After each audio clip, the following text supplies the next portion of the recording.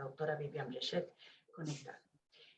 Vamos a dar inicio presentando al doctor Cristian Velasco, y a continuación él va a hacer una exposición sucinta de su investigación, y luego continuará el comentarista, el doctor Jesús Méndez.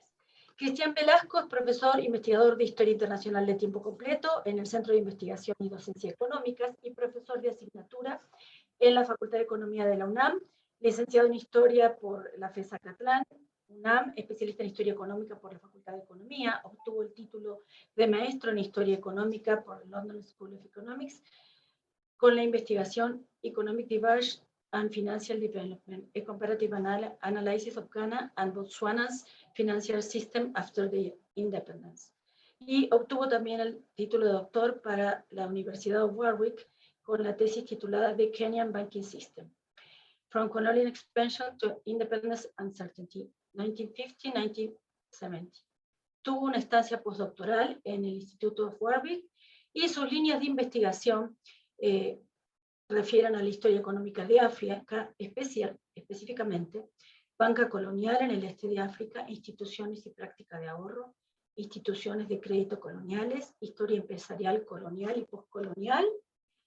Y entre sus varias publicaciones se encuentran algunos artículos en el Journal of Imperial and Commonwealth History, muy reciente, de 2022, en Business History, también 2022, referentes a el sistema de banca comercial en África y en Kenia en particular, y un trabajo también reciente enviado al Journal of Eastern African Studies, referente a con el título The Land and Agriculture Bank of Kenya. Jesús no ha llegado todavía, pero vamos a dar la palabra a Cristian. Te escuchamos.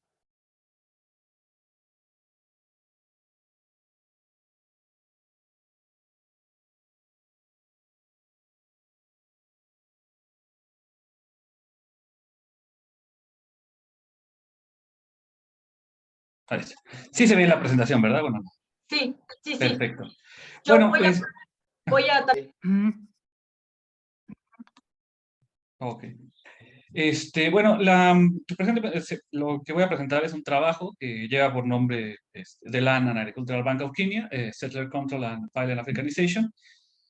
Este es un artículo que he estado trabajando en los últimos, que será como año y medio, 2 años, un poco más tal vez, porque claro, con la pandemia y todo, pues se atrasó la investigación, y mi objetivo es enviarlo a un journal muy particular que se llama el Journal of Eastern African Studies, ¿no? Y obviamente que es una journal que publica, por supuesto, ya que Kenia se encuentra, es parte del África Oriental, y este journal se dedica específicamente a esta área y publica diferentes artículos en historia tanto social, política, económica de la región, desde el África precolonial, colonial, hasta estudios muy contemporáneos, ¿no? Bueno, si a alguien le interesa, ahí está el link y el nombre, por si quiere.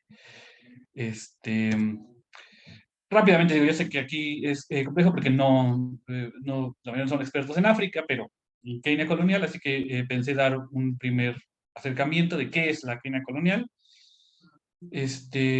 Tiene diferentes partes, o sea, el primer periodo de la Kenia colonial empieza, o lo que se llama la British East Africa Company, que es la primera colonizadora, que son de estas compañías Estado que le llaman.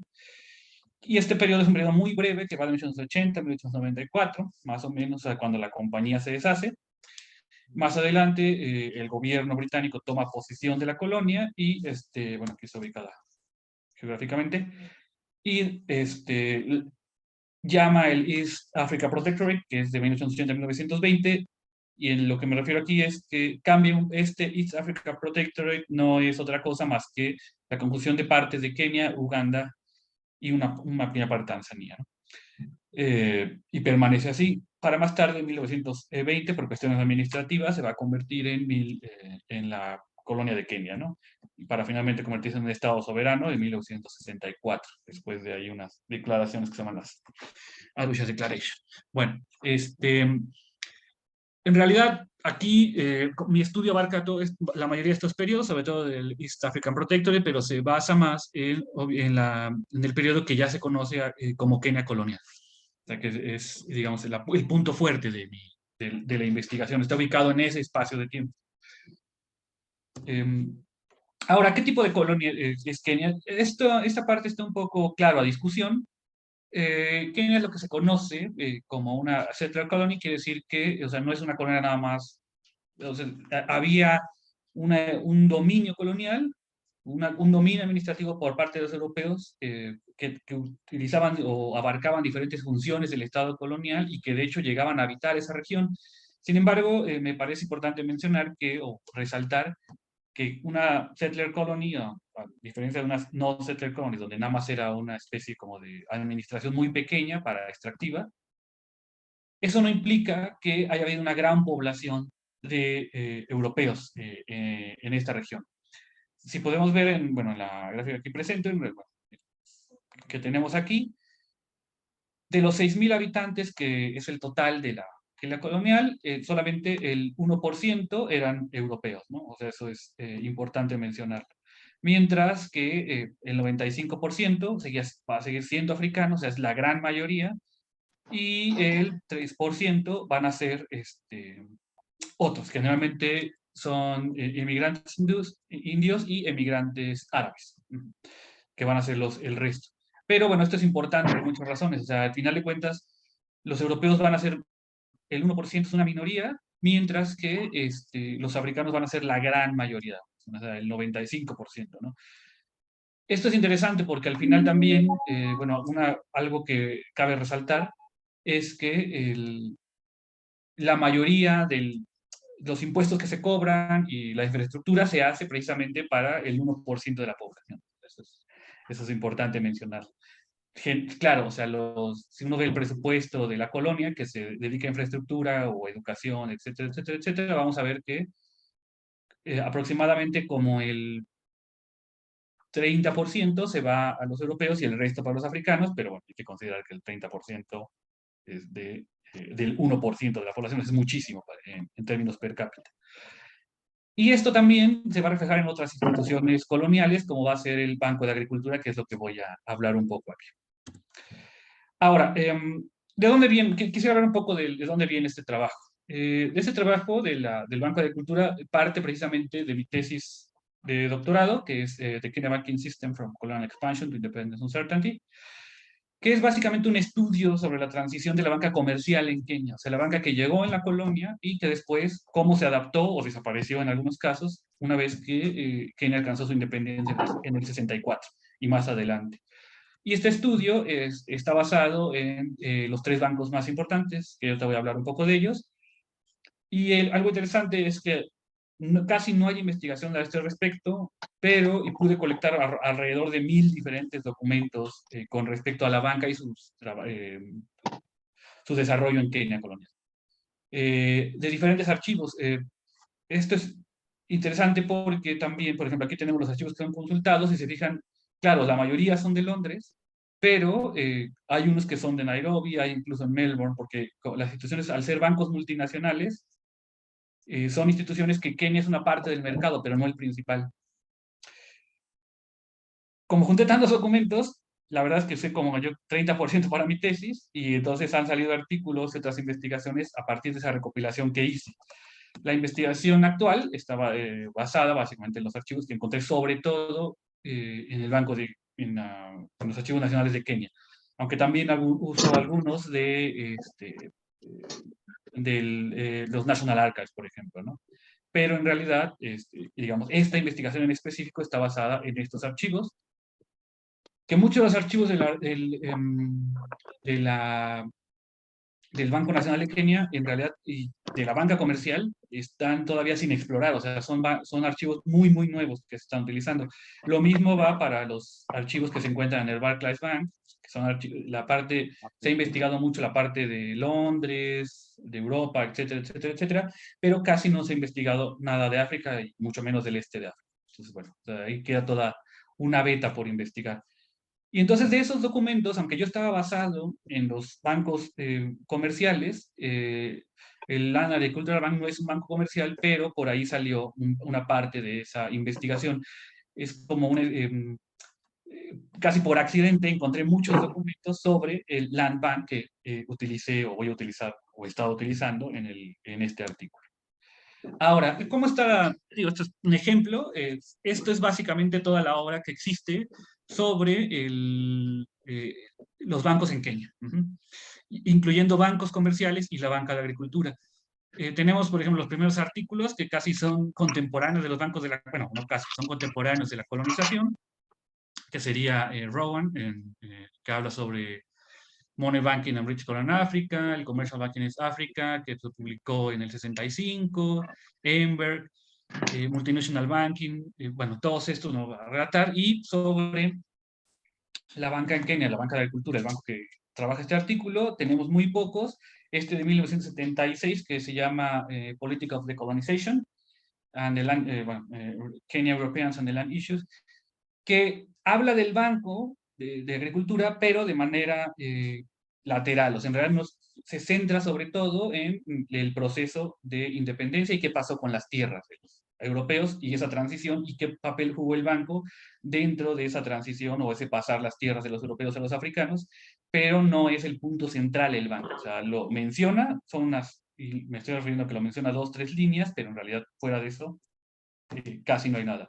Claro, hay otros estudios del Banco de Agricultura en otras regiones, cómo han funcionado en India, en algunas regiones de Asia, pero en la parte de Kenia, en Sudáfrica también hubo, pero en la parte de Kenia no había nada, ¿no? En el este de África estaba casi sin explorar, más que como parte de estudios generales de transición económica o de transición económica y de tierras, básicamente. Entonces, bueno, esto sería como la bibliografía que hay sobre los bancos. En realidad, si se fijan, pues no son muchas obras que hablen específicamente de esto. Ahora, ¿qué pasa con los bancos en Kenia? Rápidamente, estos son todos los bancos que estuvieron en la Kenia colonial. Los 3 en verde, el National Bank of India, el Standard Bank of South Africa y el Barclays Bank, son bancos comerciales, son los 3 más importantes que abarcaban el 90% del mercado. Y que todos llegan antes de la Segunda Guerra Mundial, y después tenemos otros bancos que llegan tras la Segunda Guerra Mundial, pero en realidad el mercado que tienen es muy limitado. El National Bank of South Africa desaparece, por ejemplo, y bueno, se une con el Barclays Bank. Ahora, algo importante que hay que mencionar es que no hay que dejarnos como que engañar por los nombres que dicen Bank of India, Bank of South Africa, o ni siquiera el Ottoman Bank, porque todos estos son bancos, no es que sean de India, que sean de Sudáfrica, bueno, pues son fundados tal vez en India, pero con capital inglés. Y de hecho el centro de operaciones o la gerencia principal va a estar en Inglaterra, no va a estar, después se va a mover a Inglaterra, no va a estar realmente en esos lugares. Operan en esos lugares o nacieron ahí por capital inglés, por eso llevan esos nombres, pero en realidad no son bancos locales. Y bueno, el Post Office Savings Bank, que es un banco de ahorro manejado el Royal Mail, bueno, en las colonias, que es un banco de ahorro, que es un caso especial, y el Land Bank, que estos son los únicos bancos que están vinculados directamente con el gobierno. Todos los demás son bancos que hay un ruido. Todos los demás son bancos que van a hacer banca comercial. Entonces, bueno. Francisco Beltrán, ¿podría apagar su micrófono, por favor?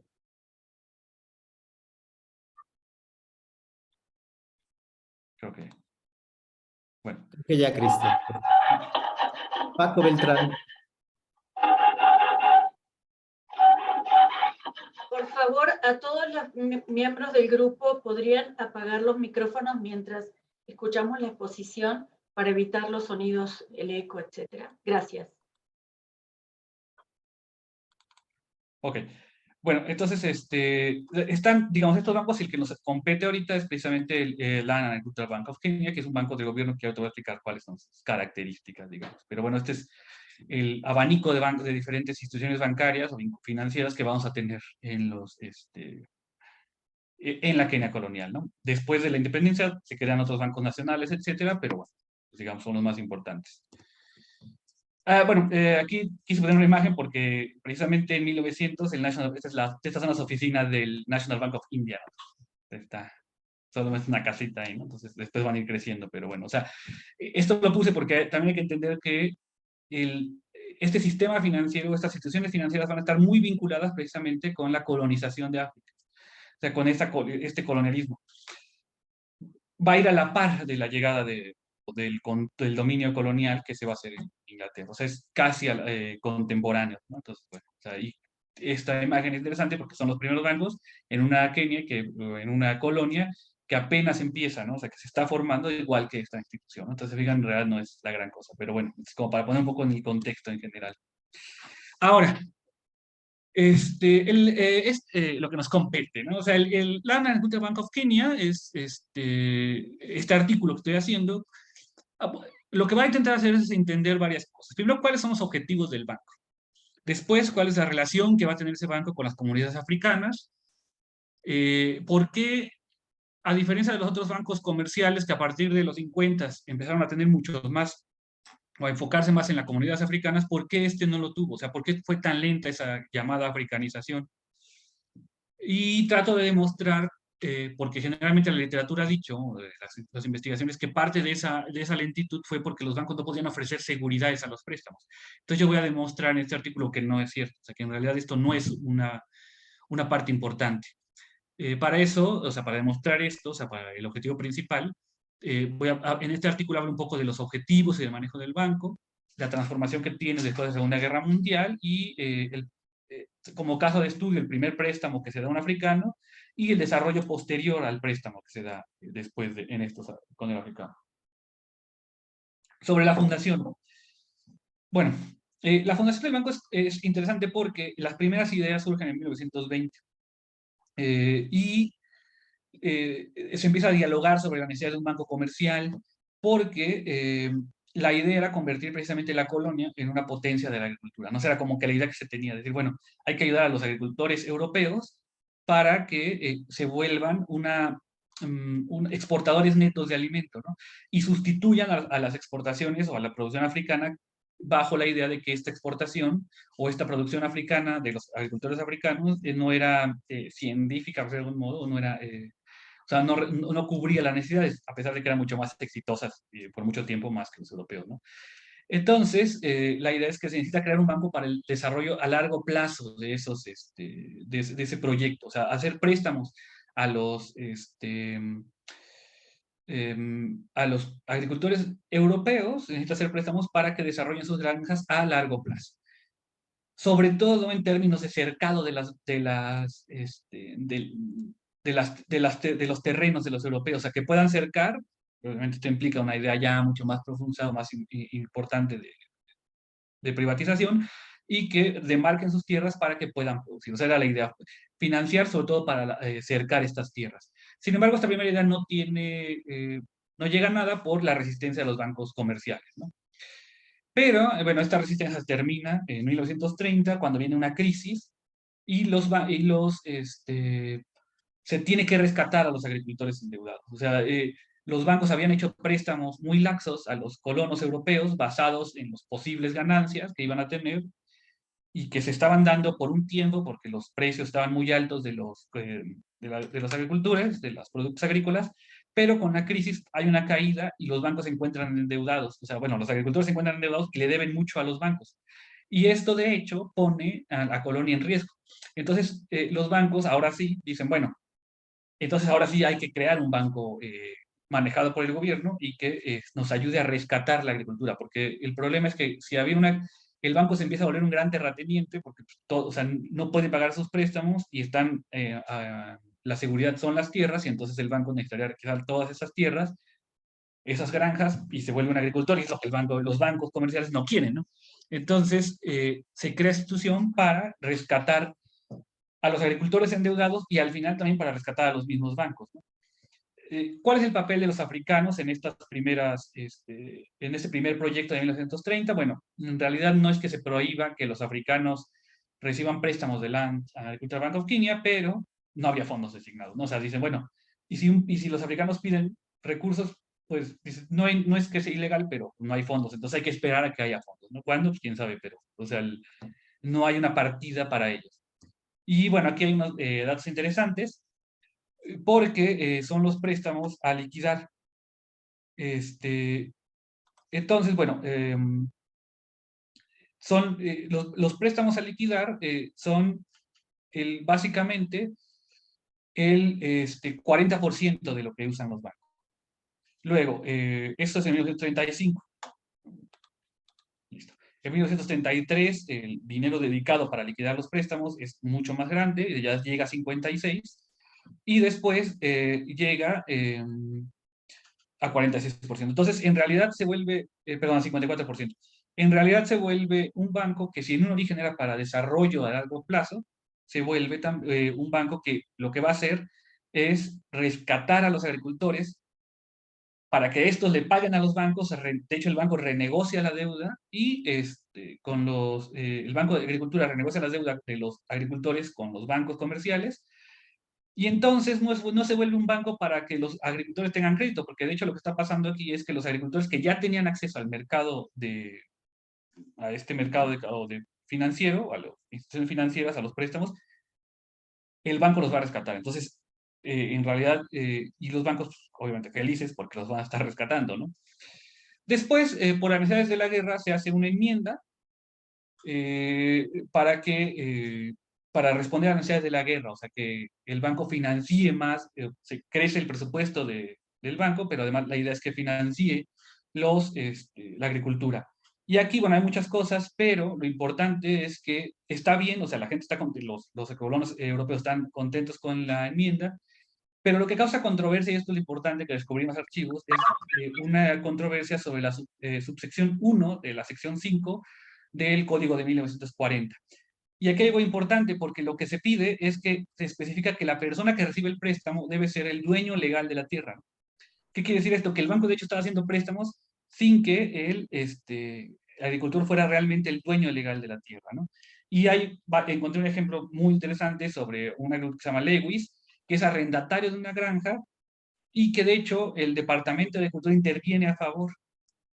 Y bueno, el Departamento de Agricultura interviene a favor de que se le preste, a pesar de que no es el dueño legítimo de la tierra, y lo que dice es que si bien, junto con el gobernador, que también interviene, y de hecho dice que si bien los anticipos a los arrendatarios están garantizados solo con bienes no permanentes, o sea, lo que va a pasar en un futuro, dice, bueno, pero es que no está mal porque la Junta del Banco es cautelosa y responsable y se puede confiar que no aprobará anticipos.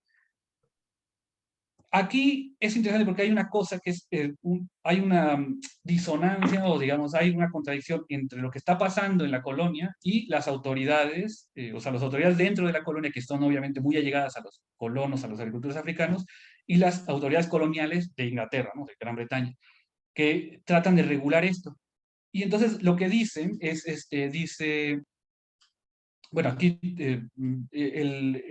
los fiscal, bueno, los que van a checar cómo se está desarrollando el banco dicen que ese es un problema, porque de hecho se está prestando tierra a arrendatarios o solamente a veces con un contrato de compra que no, o sea, bueno, de pura palabra, ¿no?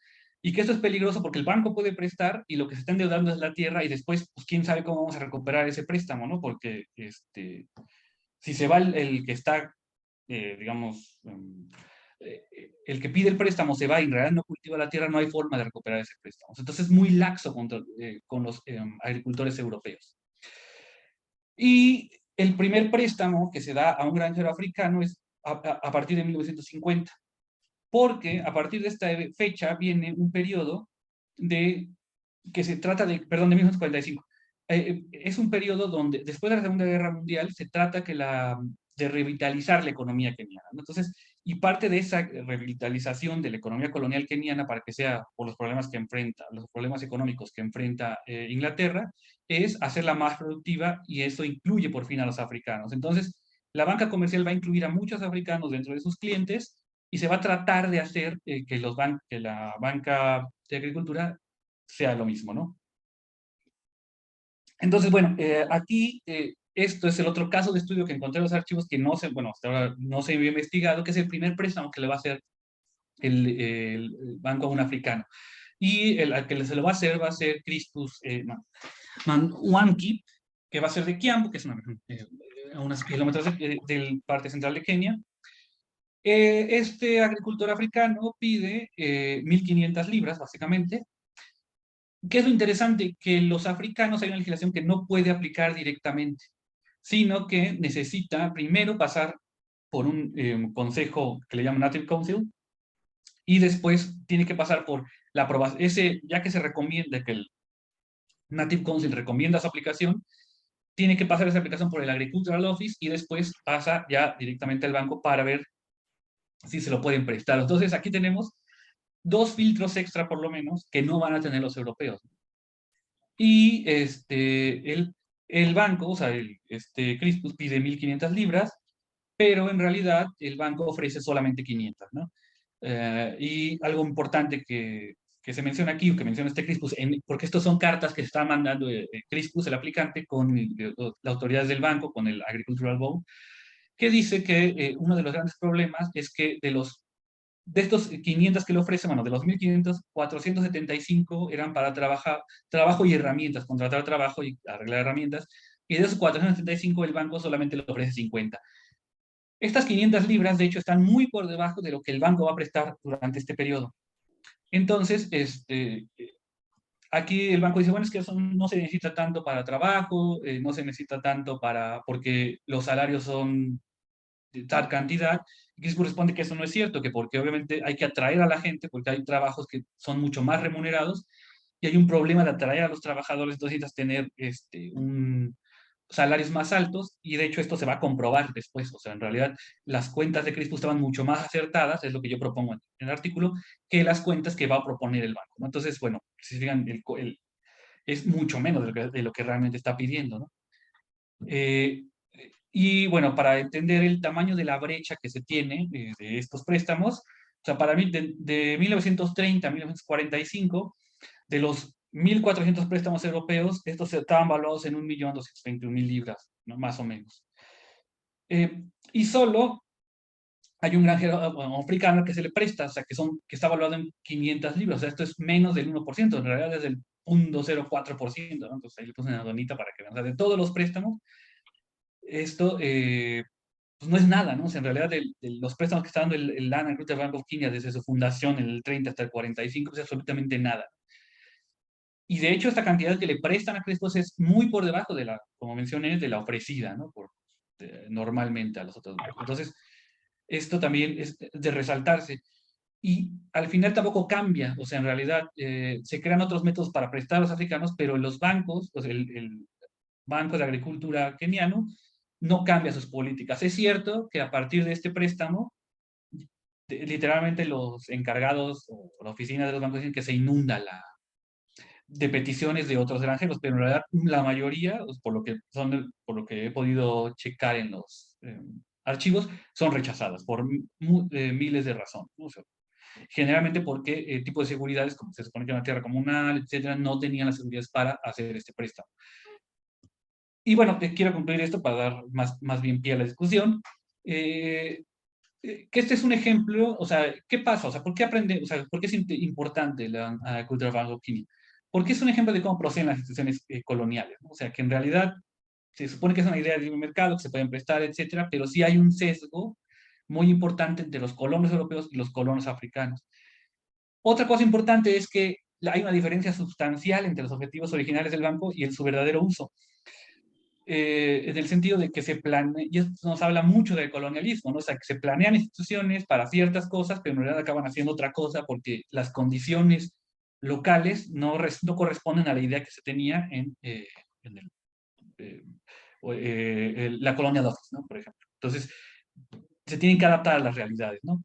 Y obviamente la última parte importante es que hay prácticas raciales sobre la lógica económica del banco, que de hecho sobrepasa inclusive su legislación, ¿no? O sea, la idea es que no le podías prestar a los africanos porque no podían ofrecer las seguridades, pero eso no es cierto, ¿no? O sea, si eras un recomendado del banco y obviamente un colono europeo, pues la legislación podía ser más o menos flexible, lo que no era con la legislación para los africanos, ¿no? O sea, a ellos se les negaba el préstamo bajo las reglas instrumentales del banco. Y bueno, serían esos, digamos, lo que quiero demostrar un poco y tratar de contradecir o ir en contra de esas investigaciones que plantean que precisamente uno de los problemas era la falta de seguridades que podían ofrecer los africanos y que una vez que se acaba la legislación, bueno, se acaba la colonia ya, y se crea la propiedad privada, ya pueden acceder, porque eso nunca fue cierto.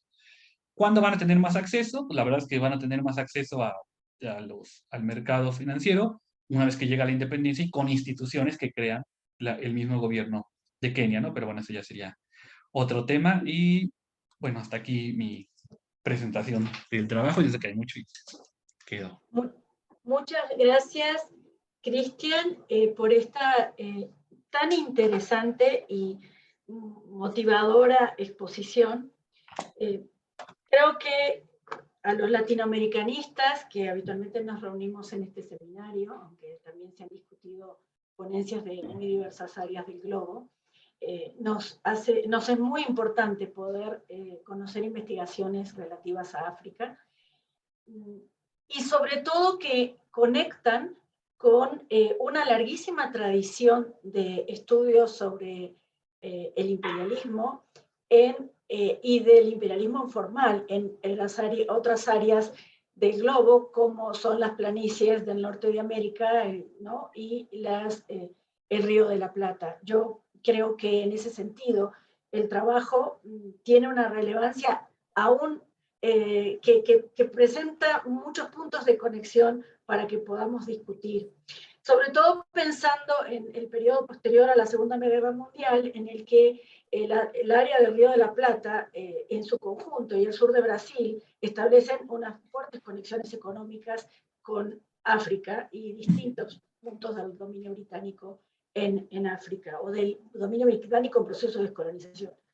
Entonces, a reserva de lo que les parezca a los demás colegas, mientras llega el comentarista, me permito hacer algunas preguntas.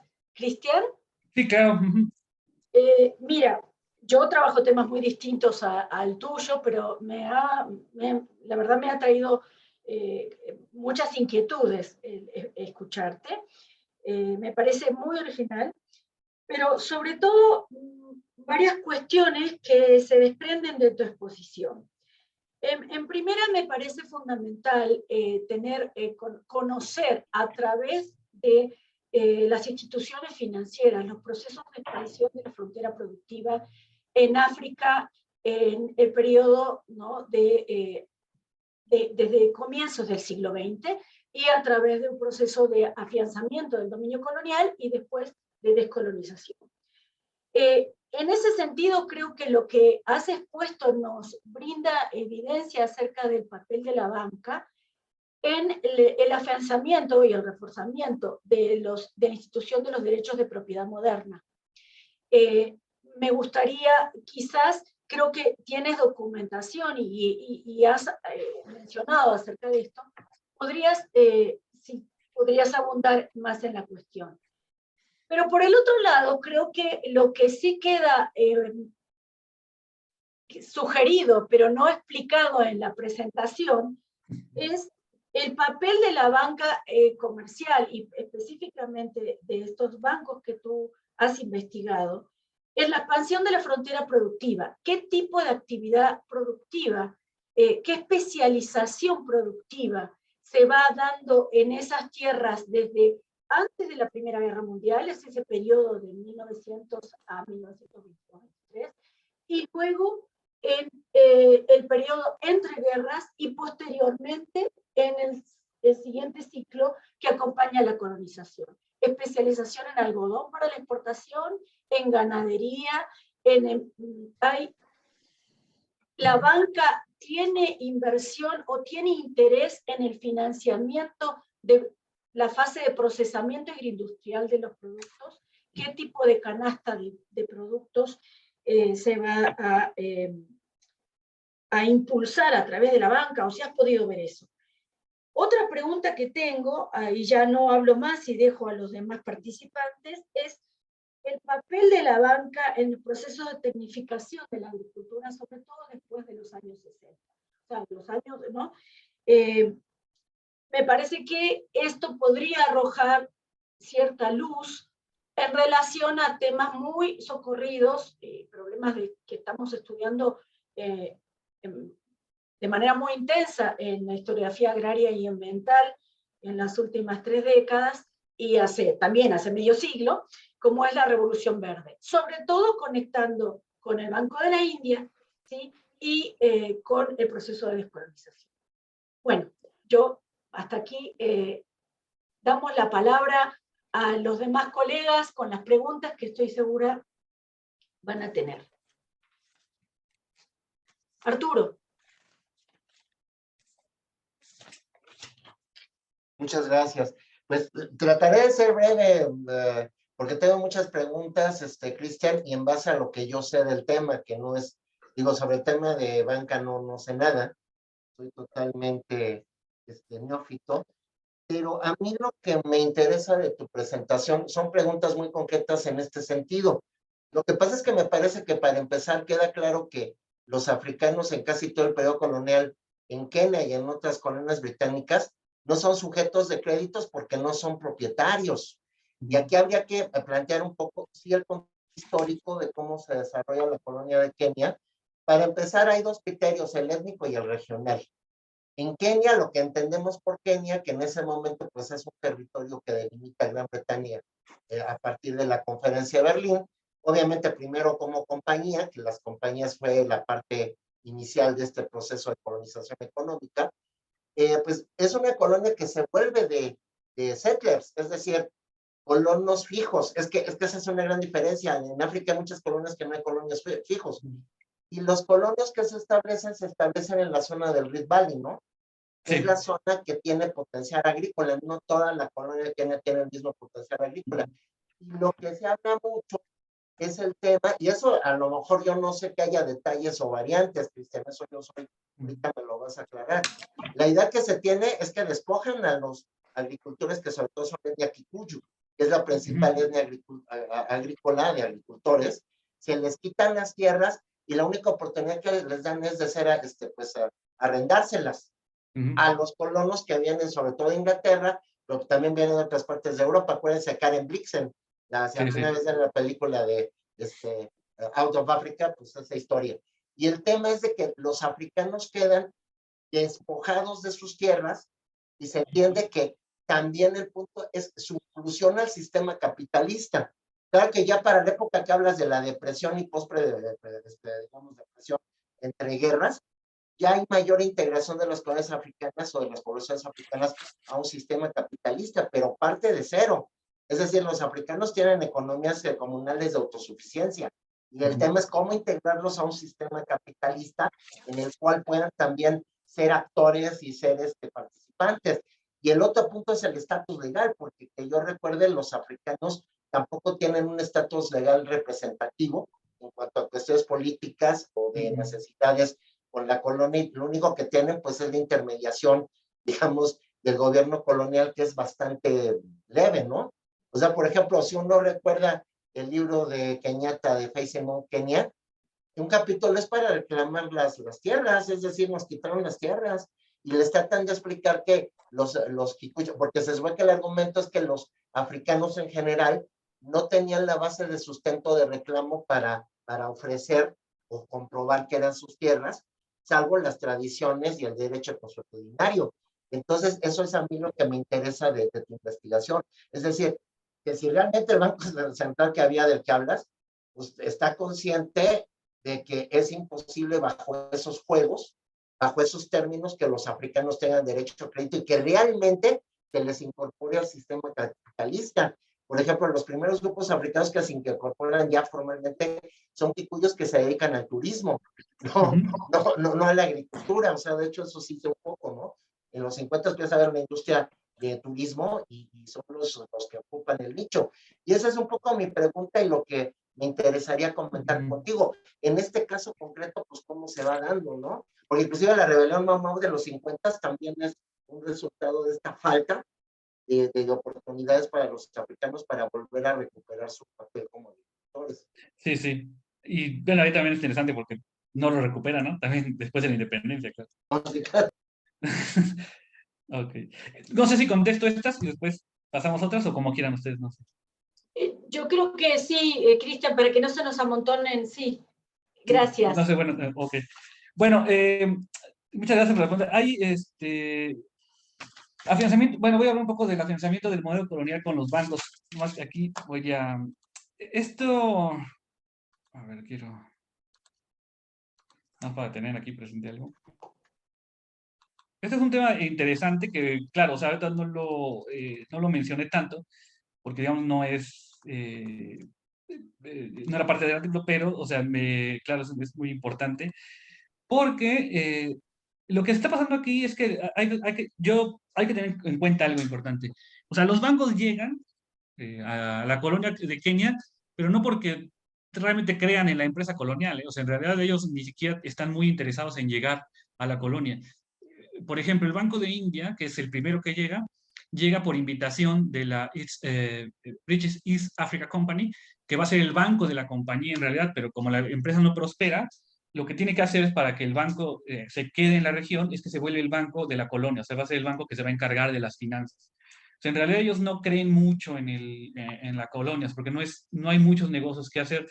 Y precisamente el Bank of India, aparte de que va a ser un banco que va a ser el banco de la colonia, o sea, que va a manejar las cuentas y demás de la colonia, y de ahí va a venir esos negocios. Es un banco que va a estar muy vinculado en un principio, porque, bueno, aquí no me quiero extender mucho, pero en realidad la colonia Kenia estaba muy relacionada, la idea de colonizar Kenia venía más bien por la idea de colonizar Uganda, por una cuestión ahí medio de religiosa y demás. Y el banco va a servir para construir un ferrocarril que va a salir de Mombasa, que está al sur de Kenia, que es costa, hasta Uganda, ¿no? Que se va a llamar el Uganda Railway. Entonces, y de hecho, este banco va a estar muy vinculado con los migrantes indios, que van a ser muchos de los trabajadores. Después, digamos, este es el vínculo, en realidad, o sea, no, lo que quiero que se aprecie es que en realidad no es que los bancos tuvieran como mucho interés en llegar a la colonia por la colonia en sí, sino que más bien como que les tenían que prometer algo para que se desarrollaran en la colonia. El Standard Bank of Sudáfrica es un banco, como el nombre lo dice, que es de capital inglés, pero que viene de Sudáfrica, muy específico que pasa en Mombasa y en otros lados. O sea, también es, o sea, no, y en realidad se funda en Kenia por algunos pequeños negocios que va a haber y que van a ser como el vínculo entre Sudáfrica y Kenia y Londres, pero nada más. El que sí es un poco ya más comercial y que trata más negocios es el Barclays Bank, es un banco internacional enorme, y bueno, pero también ahí el riesgo es mucho menor, etcétera, etcétera, etcétera. Entonces, en realidad son bancos que no están muy relacionados, o sea, directamente con el colonialismo, o sea, ellos ni siquiera no les interesa estar tanto ahí, o sea, no es un negocio importante, o sea, de hecho, en términos de negocio, el este de África no representa ni el 1% de sus negocios, o sea, lo que se ha calculado un poco. ¿Qué tipo de bancos son estos? Bueno, como dije, depende del banco un poco, pero el National Bank of India sí es un banco que su negocio está en el gobierno, en esta región. Lo que van a tratar de captar son muchos ahorradores. ¿Y qué financian estos bancos? No financian tanto la agricultura ni la industria, pero para nada la financian. O sea, eso sí. O sea, no les interesa. Son bancos muy conservadores, que lo que van a financiar es el comercio nada más. O sea, es en la parte comercial. Otra cosa que es importante mencionar es que estos bancos funcionan como una especie de cártel, en el sentido de que ellos tampoco compiten en términos de tasa de interés, porque no hay un acuerdo ahí que se llama The Gentleman's Agreement, donde los bancos dicen, no, pues, ¿sabes qué? No vamos a competir en términos de tasa de interés. Todas las tasas de préstamos y demás va a ser la misma para todos, pero van a competir en términos de representatividad, sobre todo a partir de los 50, porque a partir de los 50 ya empiezan a ver que, pues, 50, 55, sobre todo empiezan a ver que la colonia, pues a lo mejor no, o sea, empiezan a haber problemas, ¿no? Y que los africanos cada vez tienen más importancia. Entonces tratan de captar a los africanos. ¿Y cómo puedes atraer esos ahorradores? Pues, sobre todo, llevándoles la sucursal al lugar, ¿no? Entonces empiezan a crear muchas sucursales, sobre todo el Barclays Bank. Entonces tratan de captar ahorradores para financiar otros proyectos y demás, pero en realidad no es un banco que financie mucho la industria y demás. O sea, capta ahorradores y financia un poco la agricultura, pero sobre todo está muy enfocado en el comercio. El único que va digamos, a fomentar o capitalizar, digamos, perdón, a financiar la agricultura, va a ser Barclays Bank, pero a través de unas agencias de desarrollo que van a crear. Pero bueno, eso ya es otra cosa. Pero en realidad son bancos que o están vinculados con el gobierno, o financian al comercio, o y tratan de captar ahorradores. Es todo. Y aquí también hay que recordar que son bancos que siguen las políticas muy inglesas, ¿no? Y los bancos, ahí hay toda una discusión porque los bancos ingleses tampoco eran competitivos en términos de tasas de interés y demás, y tampoco necesariamente fomentaban la industria, ¿no? Estaban muy relacionados con el comercio y otras cosas. Entonces, bueno, y van a seguir las mismas políticas. Eso es por esa parte. Ahora, claro, bueno, esta parte es interesante. Yo me refería a los, por ejemplo, el complejos de inversión, ganado, carne, lana, empacado, por ejemplo.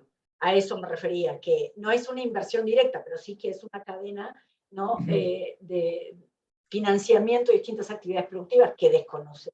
Sí, sí. Sí, en África, en esa región que tú estudias, esto podía funcionar. Por eso pregunté. Ok, sí, pero no se dedican tanto a financiar eso. Bueno, sobre todo, nada industrial, sí hay un desarrollo de la industria, sobre todo de enlatados y cosas así, jabones, cosas así, no sé, pero ellos no lo financian. Ellos están muy interesados ya al final también, por ejemplo, para financiar el café.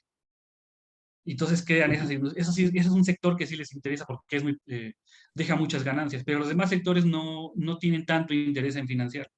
O sea, ellos están muy enfocados en los negocios gubernamentales, ¿no? O sea, en los negocios, todo lo que tenga que ver con el gobierno y en el comercio, sobre todo porque pues, digamos, son bancos que solamente son una sucursal ahí, pero en realidad es como una pequeña sucursal y el negocio no está ahí, ¿no? Sino que está en el comercio internacional. Entonces financian a los comerciantes, básicamente.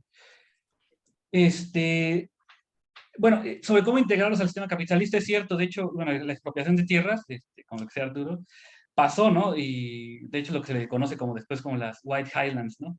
Que van a ser las tierras reservadas para los europeos y que van a ser arrendatarios. Y, y bueno, y de hecho también al final pues, hay un problema ahí porque ya o sea, los quieren quitar de ser arrendatarios para convertirlos en trabajadores agrícolas y va a haber todo un problema, ¿no? De hecho, de ahí empieza un problema que se llama los Mau Mau, que se dice que son los ex arrendatarios que los sacaron de las tierras y que ahora tienen que trabajar, etcétera, etcétera, etcétera, ¿no? Y en este sentido, claro, o sea, los están tratando de meter al trabajo capitalista con este tipo de formas, pero no, hay otra forma que se llama el kipande, no sé si que es una cosita como de metal, un collarcito de metal que traían y que lo que tenían es que si tú trabajabas en uno y te ibas a buscar trabajo con otro agricultor o en otra región, tenían que escribirte o darte una recomendación que lo traías, ¿no? Y se va a volver una parte o un signo del imperialismo y del colonialismo británico. Nosotros también era la parte de controlar, porque el problema que siempre tuvieron fue un problema de trabajo, o sea, de atraer la mano de obra, y la forma de controlar y no competir para subir los precios de la mano de obra era tratando de controlar esa mano de obra, y una forma es precisamente esto, sobre todo cuando ya querían que fueran trabajadores y bajar los salarios de los trabajadores. Y bueno, claro, o sea, sí había esa política como de quitar precisamente la autosuficiencia para convertirlos en trabajadores. Y la otra es, el banco estaba consciente de los, sí, o completamente, o sea, yo creo que sí. Yo detecto, o sea, no solamente en los bancos, del Agricultural Bank, pero también en la banca comercial, que hay un doble discurso todo el tiempo. O sea, porque hay un discurso, ¿no? De decir, no, es que sí queremos que los africanos se metan en el sistema bancario, porque es parte hasta es como parte de esta educación financiera que se relaciona con educación civilizatoria, o sea, decir, es que los estamos civilizando, pero a la vez no me quiero arriesgar, ¿no? Entonces, hay también un discurso de, bueno, ¿qué garantías de la banca comercial, de qué garantías me ofrece si tu gobierno, si yo le presto a los africanos que no tienen que no son sujetos de crédito? Y tienes razón, no lo van a hacer. Va a haber más africanos en la banca, pero como ahorradores. O sea, en realidad. Y se va a transformar después del 64, cuando el gobierno crea sus bancos o compra los bancos, porque no hay expropiaciones, compra los bancos o se vuelve inversor en los bancos que ya estaban puestos. O sea, pero en realidad claro que estaba consciente, y el Banco de Agricultura también estaba súper consciente de eso.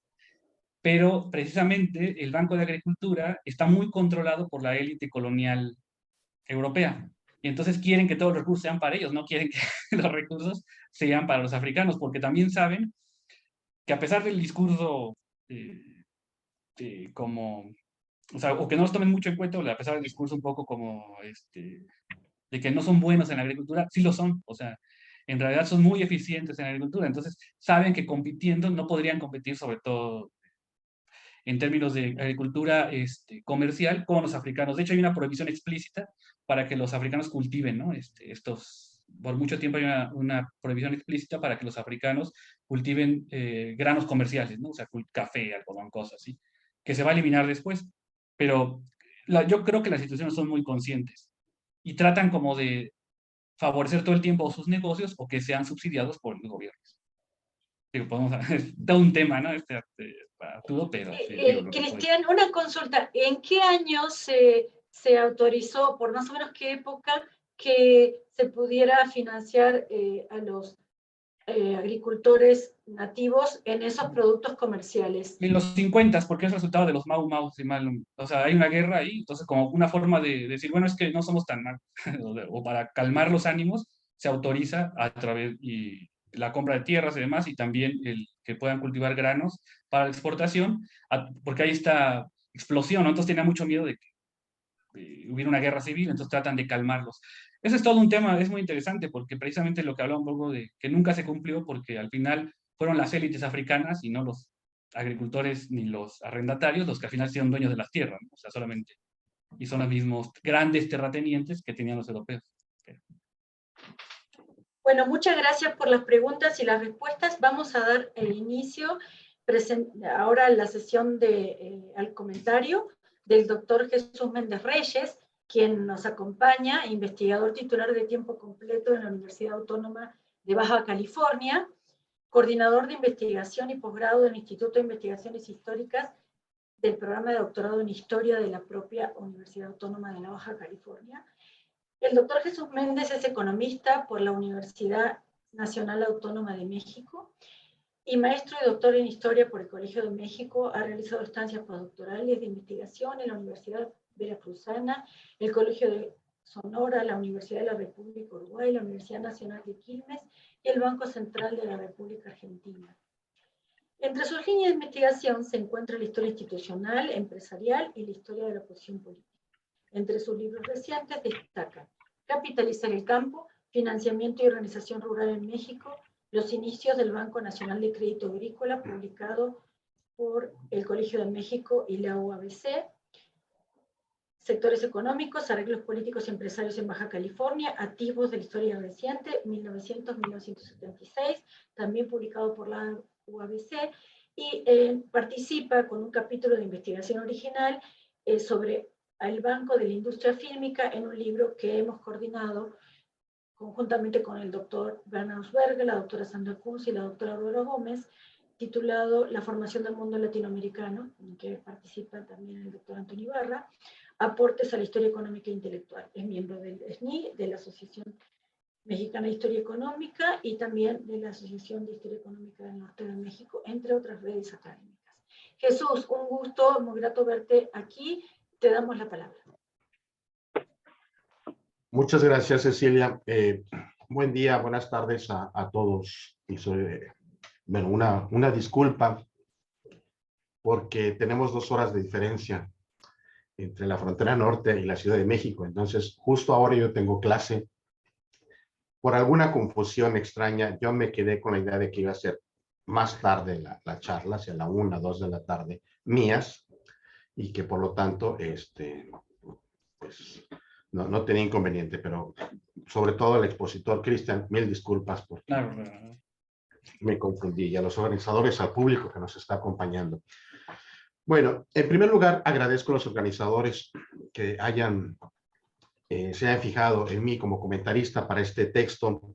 En primer lugar, interesante, llamativo por la temática, por el título, y en una región poco conocida por los mexicanos, por los latinoamericanos, en general por la historiografía, que fija su mirada en África, ¿no? O en las tierras, el financiamiento y los procesos que tienen pues estos países, ¿no?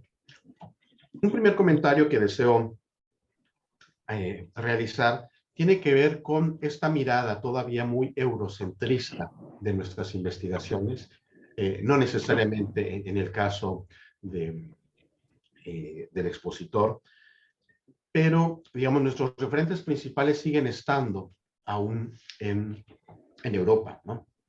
Entonces, en la historiografía más o menos reciente, la preocupación por mirar el sur-sur, es decir, África y América del Sur, o los países en vías de desarrollo, ha tenido una importancia significativa para muchos de los economistas, para muchos de los historiadores que se ocupan de estos temas en el continente africano, y sobre todo también para los historiadores, porque pareciera ser que la historia de África no existe sino hasta después del siglo XV, cuando justamente los imperios comienzan a moverse, comienzan a colonizar y por lo tanto aparecen las tierras y aparecen los pobladores de los diferentes lugares, ¿no? Entonces, el artículo que se propone analizar el Banco de Tierras y Agricultura de Kenia como una institución pública clave en la colonización exitosa de ese país por parte de los británicos, pues remite justamente a esta mirada de lo colonial, ¿no? De decir, bueno, nosotros llevamos la modernización, llevamos la institucionalización y por lo tanto, cuando empecemos a hablar de un capitalismo que se articula con el mercado internacional, toma estas características, ¿no? Desde la mirada británica, desde la presencia europea en aquellas tierras, y por lo tanto vamos a movernos en este terreno, ¿no? Las dos etapas de desarrollo que menciona el texto, la entidad durante la colonia entre guerras y la entidad después de la Segunda Guerra Mundial, marca también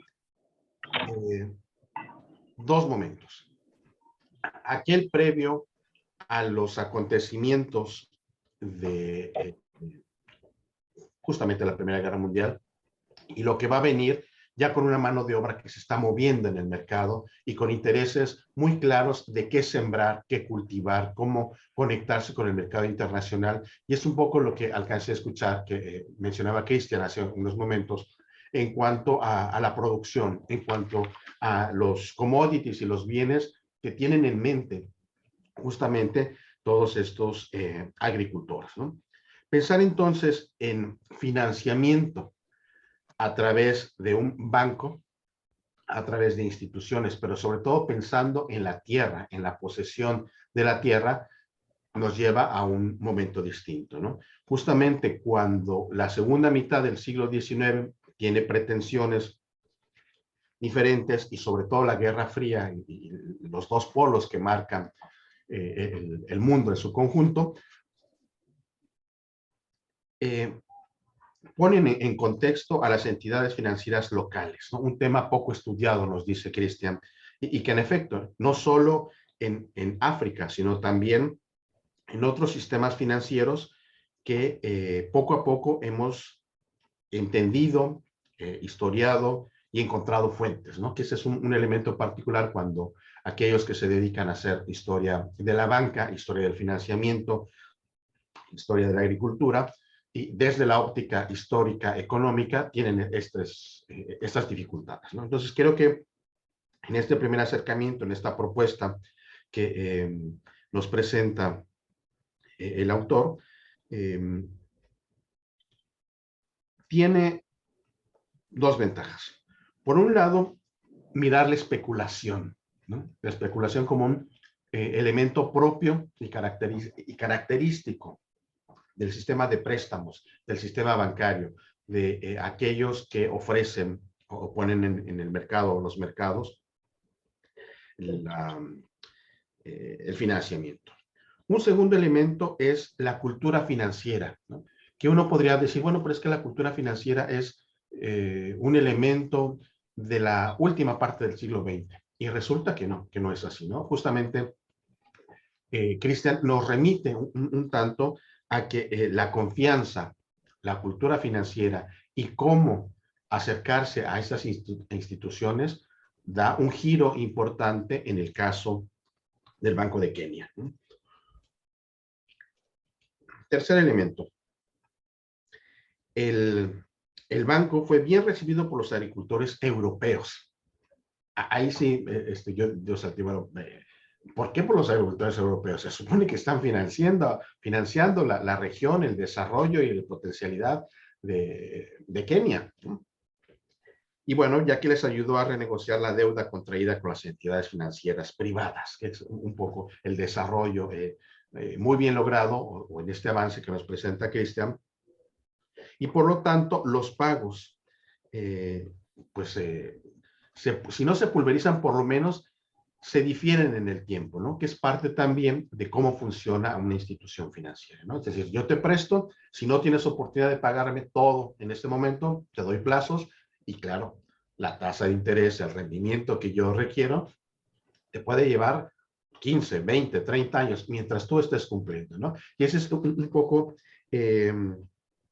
también el descubrimiento que marca este texto en cuanto a que no solo los derechos de propiedad, no solo la institucionalización, la cultura financiera, sino también ya el trabajo diario de quienes solicitan crédito, de quienes prestan, y que por lo tanto facilita la bancarización, le podríamos llamar ahora así, ¿no? O esta cultura financiera que nos mueve en un momento determinado.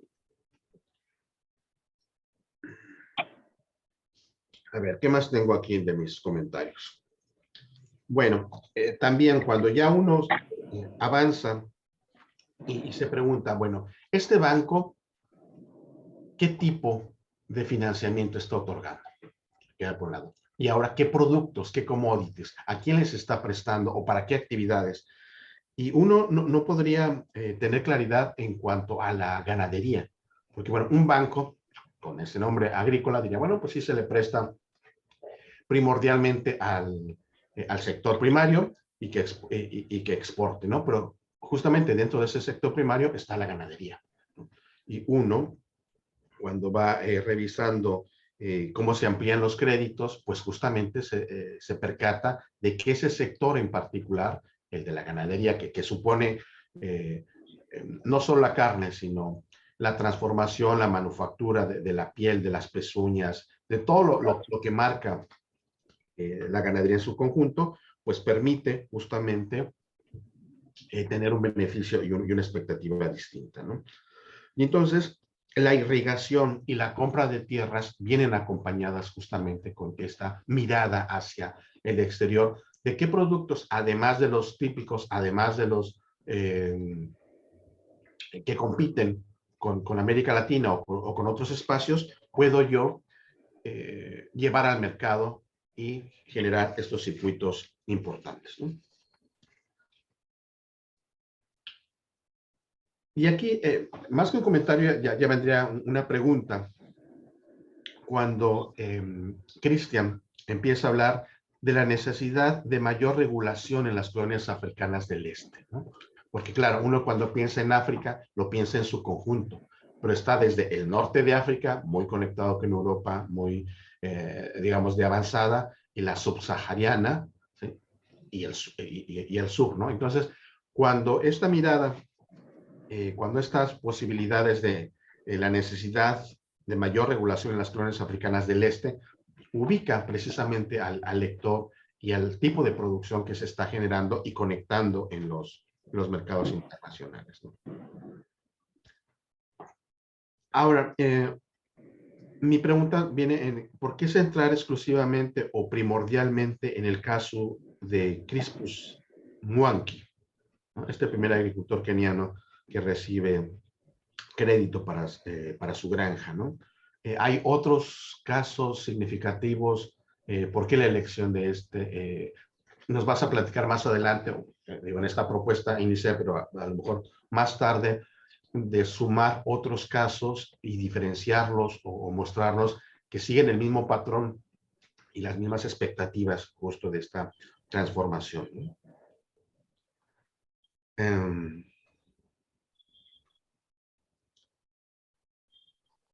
Sí, bueno, es esto. Yo aquí había puesto, el trabajo no profundiza demasiado en otros casos de solicitudes del crédito, ¿no? Al Banco de Kenia.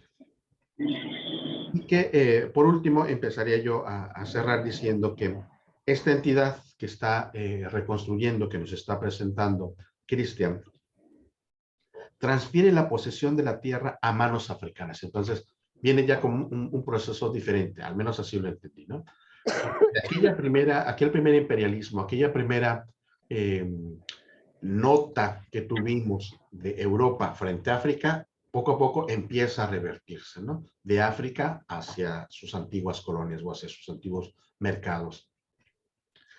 Yo quise conectar un poco el proceso de desarrollo, de crédito, de financiación, con los problemas actuales que tiene justamente el área, ¿no? Que de migración permanente, de golpes de Estado, de hambrunas, etcétera. Porque entonces, hacia el final uno concluye, bueno, si hubo financiamiento para el agro, venga de donde venga, ¿por qué seguimos hablando de un... Ay, perdón. ¿Por qué seguimos hablando de un África hambrienta, de espacios tan grandes que no lograron transitar del financiamiento, digamos, de los imperios del colonial a un proceso de desarrollo y de autonomía propia en cuanto a las regiones, ¿no? Bueno, particularmente Kenia.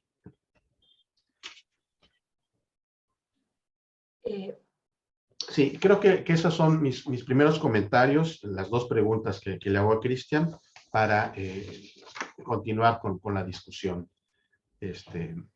Cecilia. Muchas gracias, Jesús, por este tan completo comentario.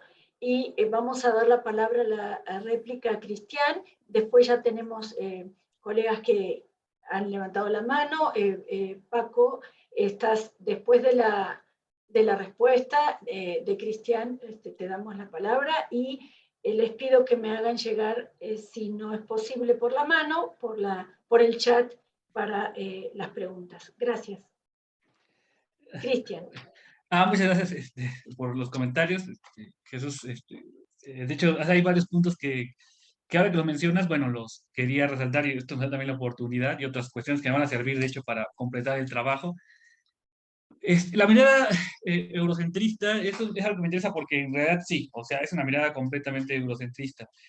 Porque el trabajo parte en realidad de los bancos que son ingleses. O sea, entonces, y en realidad a mí, en este sentido, lo que me interesa es ver cómo esos bancos se adaptaron, o sea, la relación de adaptación de los bancos a las condiciones del este de África. Entonces, pero son instituciones que ya sean o coloniales o comerciales, bueno, del gobierno comerciales, pero que parten precisamente de África. Entonces es un proceso como de adaptación a la colonia o no adaptación, o sea, la falta de adaptación. Entonces, y en ese sentido, sí es una mirada un poco, bueno, no un poco, o sea, es desde la mirada desde la perspectiva europea hacia no solamente la región, pero también hacia los potenciales ahorradores o sujetos de crédito, ¿no? O sea, cómo los está viendo la colonia y cómo trata de adaptarse a esas condiciones que no son las idóneas, digamos, para los bancos dentro de la colonia, ¿no? Entonces, en ese sentido, sí, es esta relación desde el centro a, digamos, podríamos ir hasta esta periferia. Y claro, otra cuestión importante es que parte de la idea de modernización, o sea, todo el tiempo también hay un discurso de ser sujeto de crédito, ahorrar, es parte de esa modernización. Esto es importante, hay algo que quiero mencionar aquí.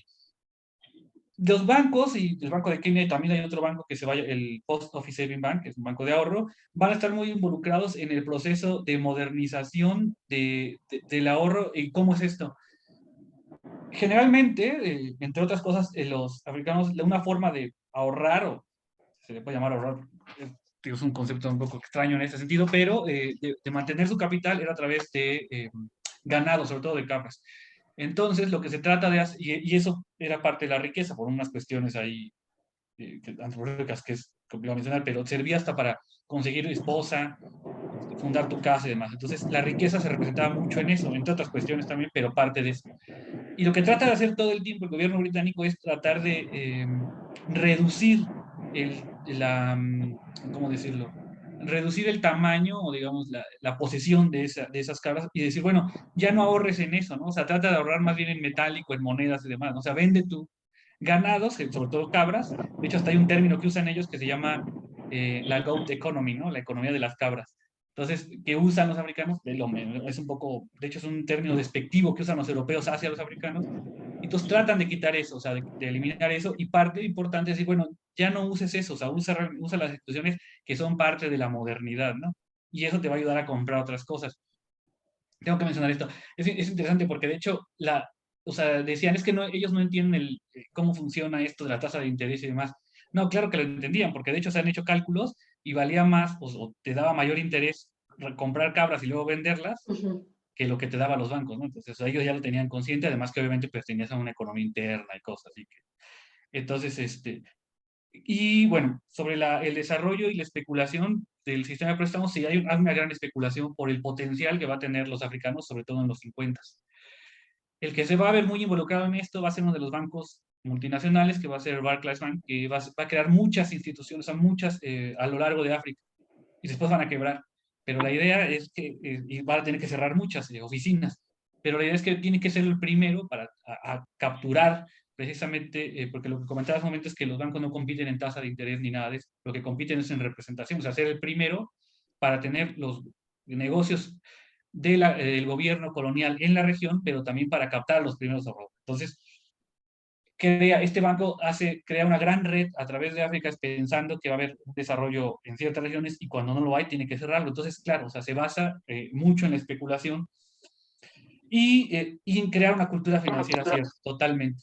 Sobre todo los bancos de ahorro. Y una de las cuestiones es que va a decir es que hay que educar a los africanos, ¿no? Para que tengan esa cultura financiera. Entonces van a crear folletos en Swahili, en todos los diferentes idiomas que van a estar en la región, pero van a estar muy enfocados, sobre todo, es cierto, en la parte de los kikuyu, que son los demás un poco como que van a quedar un poco de lado, también porque es la mayoría. Y bueno, claro, y es bien percibido por este banco es bien percibido por los agricultores europeos porque es una fuente de financiamiento y además es una fuente de sacarlos de su crisis económica, ¿no? Ahora, aquí en compra de tierras, sí, también el banco fomenta la compra de tierras, el Agricultural Bank está metido en la compra de tierras, o sea, te puede prestar para aumentar la compra de tierras, eso es cierto. No es tan grande ese financiamiento, pero al parecer, por lo que he visto en los documentos, no es lo que tanto no es el objetivo del banco, pero sí puedes pedir financiamiento para la compra de tierras, eso es cierto. ¿Por qué? Esto es una pregunta interesante. ¿Por qué centrarse en el caso de Crispus? Bueno, aquí me gustaría tener una respuesta más interesante, pero básicamente porque no hay mucho en los archivos que sobreviva de los otros. O sea, de Crispus yo creo que hay mucho material porque es el primero. Entonces hay toda una discusión de qué prestarle, cómo prestarle, qué pasó. O sea, hay toda una discusión interesante sobre el personaje que no se va a dar en los demás. O sea, los demás, muchos archivos, bueno, por lo que he podido buscar en los archivos de Kenia y el National Archive, están medio perdidos, o sea, o hacen generalizaciones. Porque algo que es interesante aquí es que ya muchos a partir del 55, ya no se refieren, ya no hacen esa división entre africanos, europeos y demás. O sea, ya hablan muy en general, entonces ya es más difícil rastrear a qué grupo le están prestando. Entonces, aquí sí fue una cosa de que como encontré ese archivo y está muy específico, por eso me centro, y además obviamente porque es el primero, ¿no? O sea, es el primer africano al que, el que hace una solicitud pasa un primer filtro y se le considera prestarlo. Entonces, ahí se va a desarrollar cómo le van a ir prestando.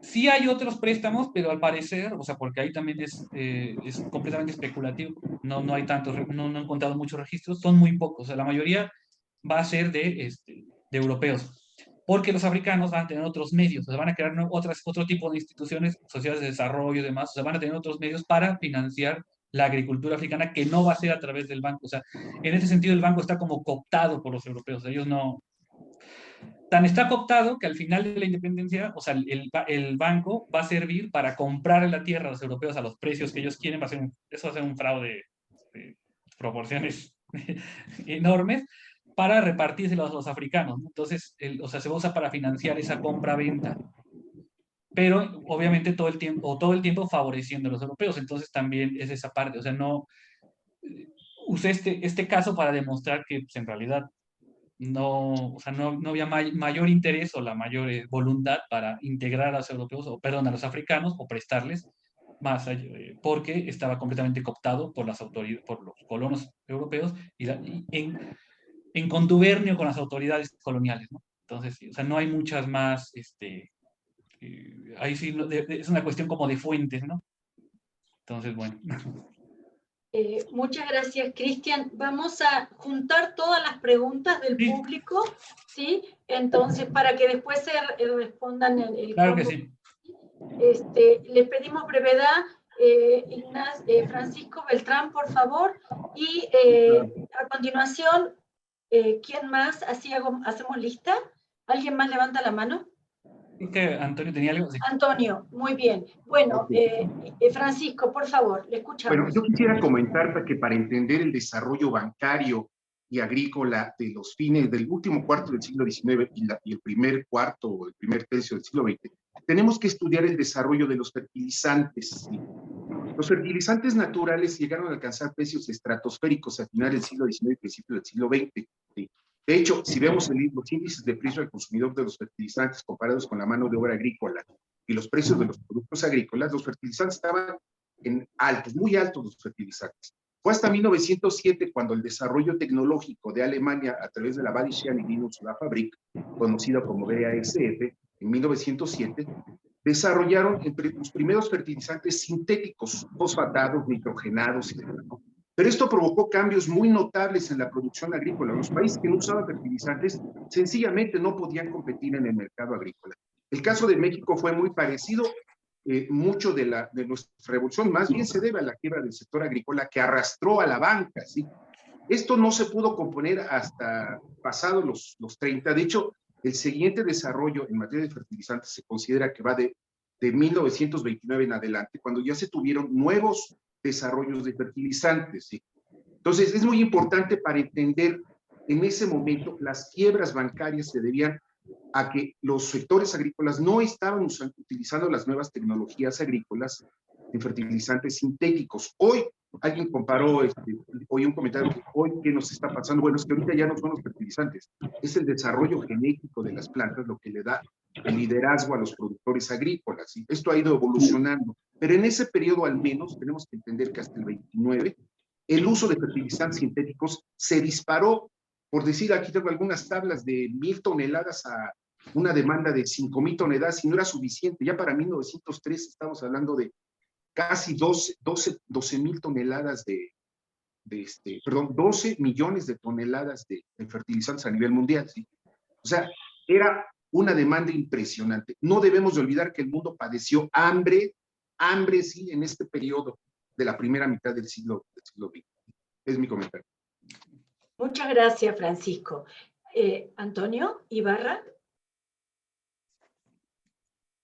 Algo muy sencillo, querido Cristian. La segunda mitad de los años 50, que es cuando tenemos, según vi en tu gráfica, una media docena de bancos con esa diversidad de nombres, pero quizá todos anclados a la banca británica. ¿Quién fijaba el precio del dinero?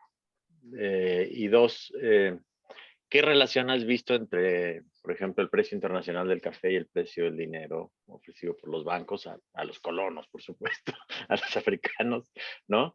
Un poco como los bancos mexicanos, ¿verdad? Hace tiempo que no le prestaban a quien no tenía dinero. Pero ¿cómo evoluciona digamos, ese sistema? ¿Tenía algún cierto grado de autonomía? ¿Tenía una vinculación al desempeño internacional de los precios, etcétera, después de la crisis del 29, etcétera, los 50, 60?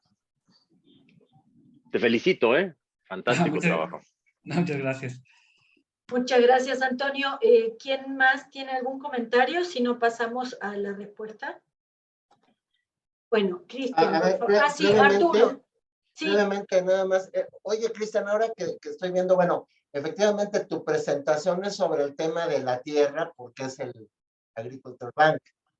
pero de tus investigaciones creo que sería interesante precisamente ver después de la Segunda Guerra Mundial, ¿qué tanto se van incorporando al sector occidental, capitalista, productivo, los grupos étnicos o grupos con otras actividades económicas?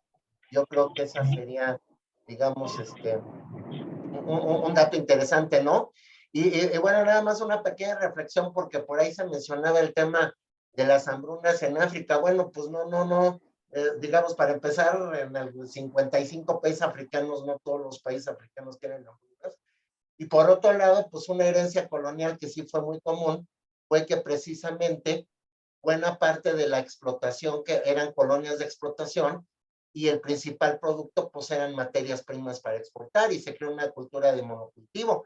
Eso explica un poco eso, ¿no? Pero bueno, era solamente un comentario que quería. Gracias. Sí, sí. Muchas gracias, Arturo. También Jesús, por favor, tú como comentarista, te escuchamos.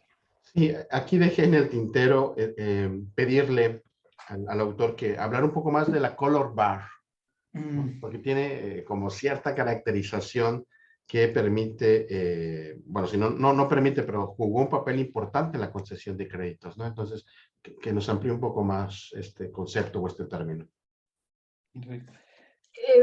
Yo agrego una última. Sí. ¿Qué posibilidad hay de elaborar unos mapas donde tú puedas ver la instalación de oficinas y agencias bancarias y préstamos de los distintos bancos y el avance de la frontera productiva, o que lo puedas territorializar, ¿no? Pregunto si es que hay esa información. Gracias. Bueno, damos la palabra a Cristian. Gracias. Bueno, primero, Paco, sí, gracias por el comentario. De hecho, no menciono nada y muchos, de hecho, de los préstamos que se hacen, o de las solicitudes de préstamos de los europeos, especifican que es también para fertilizantes. Es cierto. O sea, si nosotros vemos el registro, digo, el artículo no menciona tanto eso, pero muchos son fertilizantes. Es una gran parte de los préstamos que se van a dar. Ahora, hay una crisis de la agricultura, obviamente, en el 29, y también es curioso porque, bueno, se da mucho porque los agricultores están muy endeudados también. Entonces, los agricultores europeos están muy endeudados con los bancos. Entonces, cuando viene una caída en los precios también de la agricultura, no pueden pagar realmente los fertilizantes, nada además, y ahí necesitan ser rescatados. Pero es cierto, de hecho, ahora que me voy a mencionar precisamente esto de los precios de los fertilizantes. Muchas gracias. Ahora, ¿quién fija el precio del dinero? Bueno, todo es muy centralizado, porque la historia monetaria ahí del este de África es compleja, ¿no? Pero primero era una moneda que estaba muy ligada a la rupia india. Entonces, y era parte del mismo. Después se trata de cambiar, se mete una moneda que ahora no me acuerdo el nombre, a ver cómo se llama. Fracasa, que dura como 6 años, y después se mete el shilling, que es el East Africa Shilling, se llama. Y esta moneda está completamente ligada a la libra esterlina. O sea, flota igual que, bueno, está ligada con la libra. Es una libra esterlina, pero para el este de África, básicamente. Entonces, y todos los bancos, o sea, el financiamiento de los bancos lo consiguen sobre todo mucho de Inglaterra, de la City. O sea, están ligados con la City. O sea, en realidad, entonces, digamos, ellos no tienen esa autonomía monetaria, ¿no? O sea, todo el tiempo tienen que estar muy ligados con la libra esterlina y deben de mantener una paridad con la libra esterlina, etc. O sea, la política monetaria no la dicta, me parece, la colonia europea. Está completamente referenciada a los ingleses. O sea, porque lo que se trata de hacer es precisamente que no haya unas crisis económicas ni bancarias, ¿no? O sea, los bancos también siguen reglas que están muy ligadas con las mismas reglas, con el mismo proceder que tenían los bancos ingleses, ¿no? O sea, son muy conservadores porque la idea es que no haya ninguna crisis económica, o sea, no tengan problemas de crisis ni problemas de convertibilidad, etcétera, etcétera, etcétera, ¿no? Entonces, en ese sentido son muy, muy conservadores. De los grupos étnicos, bueno, ¿cuál es el desarrollo de los grupos de la Segunda Guerra Mundial? ¿Cómo se van dando los grupos étnicos? Sí, o sea, eso es parte, digamos, de y lo voy a ligar un poco con la Color Bar también. Generalmente, bueno, eso es como sabrá Arturo, o sea, obviamente la mayoría de los clientes son Kikuyu, ¿no? Pero porque son creo que el 80% del grupo étnico que está dentro de África, ¿no? Y además ahí hay una cosa, porque por ejemplo sí hay, y está ligada con la Color Bar porque tenemos básicamente, bueno, diferentes grupos étnicos, los Masái, los Kikuyu, pero también hay grupos que no son, digamos, africanos autóctonos, que serían grupos de indios y grupos de árabes. Y los grupos de indios árabes, en una generalización, se dedican más al comercio también. O sea, tienen pequeñas tiendas, cosas así, o sea, no son tan agricultores. Y claro que ahí hay una color bar en el sentido de que se prefiere primero a los indios, por ejemplo, que a los árabes que a los africanos. Los africanos están como que al final de la escalera, ¿no? Y entonces o sea, los bancos tienden a prestar más a o pueden llegar a prestar a los indios, pero nunca a los africanos, ¿no? Se ve un poco no solo hacia los clientes, sino también en la propia administración interna de los bancos. En una sucursal bancaria, el gerente era europeo, que a veces lo traían de Inglaterra, o sea, muchas veces el gerente, porque aquí es una época donde el gerente decidía a quién se le prestaba y a quién no. Digamos, un segundo al mando sería tal vez un indio, y los africanos, pues sí estaban, pero generalmente eran como contadores o cajeros o cosas que no tuvieran ninguna responsabilidad. O sea, se les contrataba, pero en realidad, o sea, ellos nunca tenían posiciones no eran managers, pues, de las empresas. Entonces, y esa era una cosa que se replicaba tanto a los préstamos, ¿no? O sea, los mismos bancos lo hacían así, porque decían que ahí hay todo un discurso que no tenían idea de cómo funcionaba el dinero, ni los préstamos, etcétera, etcétera, etcétera, ¿no? Entonces, claro, hay una barra de color muy, muy, muy bien definida, ¿no? O sea, entonces, y claro, y bueno, y los principales, los que estaban más, a mismas palabras de bancos civilizados, eran los Kikuyu, después los Mahai y después ya todos los demás. O sea, los Kikuyos, porque eran los agricultores, todos estaban más acostumbrados, todos también era por parte, como una cuestión ahí, es que no me gustaría decirle tribus, pero bueno, de etnias, ¿no? Pues entonces, claro, o sea, estaba muy, muy bien delimitada. Había excepciones a la regla, por supuesto, pero eran las menos. De hecho, los europeos, cuando alguien iba y pedía un préstamo o quería abrir una cuenta con un banco europeo, se trataba, o sea, los europeos no querían, y hay muchas referencias de eso, que menciono un poco en mi tesis, no en este artículo, sino en la tesis, en otros trabajos, no querían tratar negocios, ellos lo dicen, es que los europeos no quieren hablar de negocios con un indio, ¿no? O con un africano menos. Entonces, o sea, los mismos colonos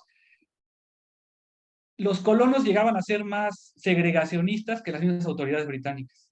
O sea, los británicos tal vez querían integrar más, pero los colonos se resistían mucho. Entonces, por supuesto que había una línea de color ahí perfectamente establecida, sobre todo de parte de los colonos europeos y las autoridades coloniales hacia los diferentes grupos étnicos en la población. Y bueno, un mapa de las instalaciones bancarias sí se puede hacer. El problema es que son muchos bancos y del que más se puede hacer es del Barclays Bank, porque tiene un archivo enorme que está en Manchester. Y digo, ahí es interesante. Yo lo iba a hacer porque yo intenté hacerlo, pero no me dio tiempo. Entonces, en la tesis, porque es muchísima información, entonces tienes que estar siguiendo ahí. Y de hecho hay mapas de este banco. También el Standard Bank tiene mapas y demás. Ese archivo está en el London Metropolitan Archives. Y del National Bank of India, casi no, ese sí. No sé, los archivos se perdieron, no sé qué pasó, porque se han movido un montón. De hecho, el archivo principal del National Bank of India está en Melbourne, Australia. Entonces no tiene nada que ver, lo movieron. Pero sí se puede hacer. O sea, aquí va un poco el anuncio. Yo tengo un pequeño artículo que publiqué en una revista que se llama Imperial and Commonwealth History, del Post Office Savings Bank. Y en ese artículo yo lo que hago es que precisamente ahí rastreo en las diferentes oficinas que se abrieron a lo largo de Kenia antes de la guerra y después de la guerra. Entonces, pero solamente es del Post Office Savings Bank, porque ahí sí es muy claro que son muchas menos oficinas, son muchos menos bancos, entonces ahí sí lo pude hacer el mapa, ¿no? Pero de que se puede hacer, solo que como yo en la tesis me ocupé de muchos bancos, pues no me dio tiempo de hacerlo, la verdad. Si me hubiera ocupado mejor de uno, lo hubiera podido hacer. ¿Puedo hacer una sugerencia? Sí. Mira, después de haberte escuchado desde el conocimiento que expones relativo a todo el sistema bancario en formación, me parece que un estudio, un análisis, un artículo sobre fuentes para estudiar la banca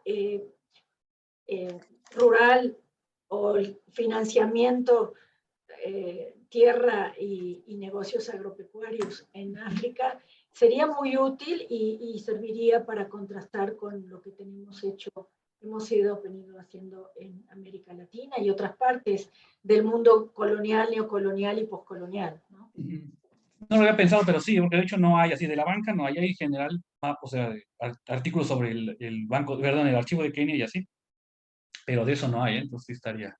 Es muy valioso, Sí. realmente te leerían no solo los australianos, te leerían los canadienses, te leeríamos los latinoamericanos, es una investigación que tiene, digamos, esa virtud, ¿no? De que has consultado muchos archivos. Muchas gracias por la sugerencia, seguramente lo voy a hacer, es muy interesante. Gracias. ¿Alguna pregunta más, Jesús?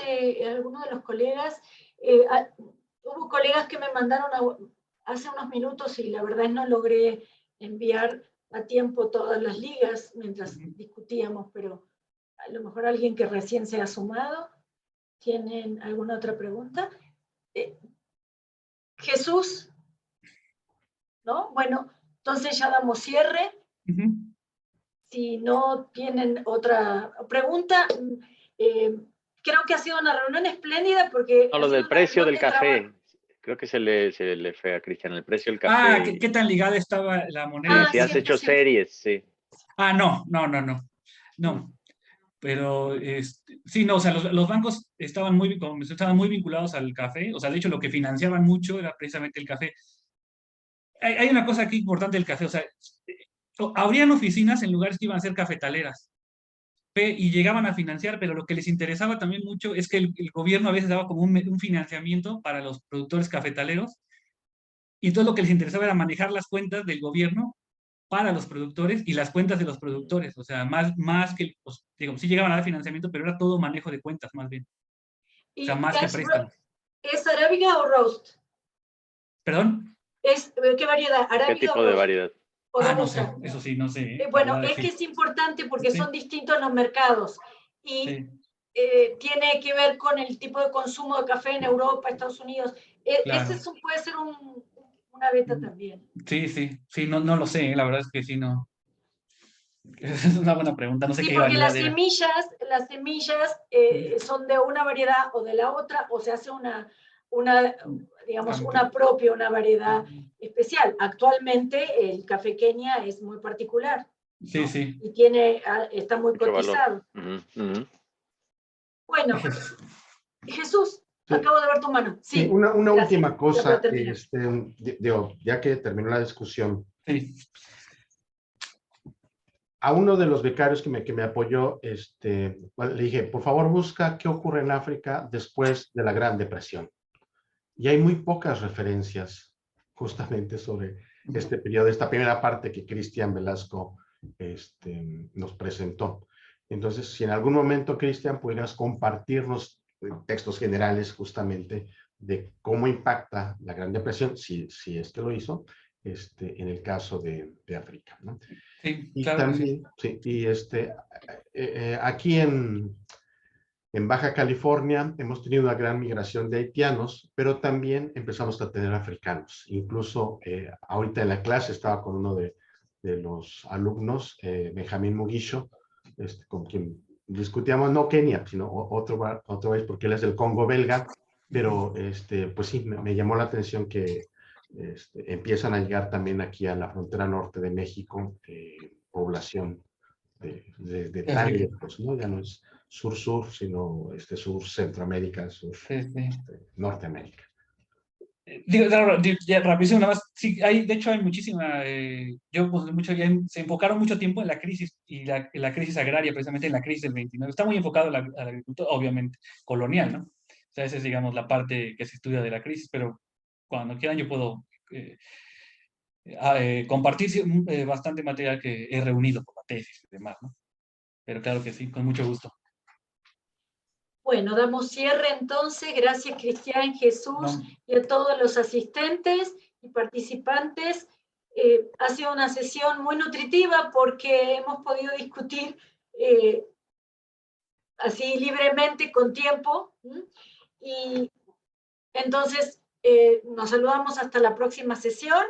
Agradezco a todos ustedes y a los organizadores, Carlos Becerril, Liliana Quintanar, al Centro de Estudios Históricos y a todos ustedes por acompañarnos. Sobre todo al doctor Jesús Méndez Reyes por habernos entregado estos comentarios. Mil disculpas por la tardanza. Salud, salud. Y aprovechamos, Saludos.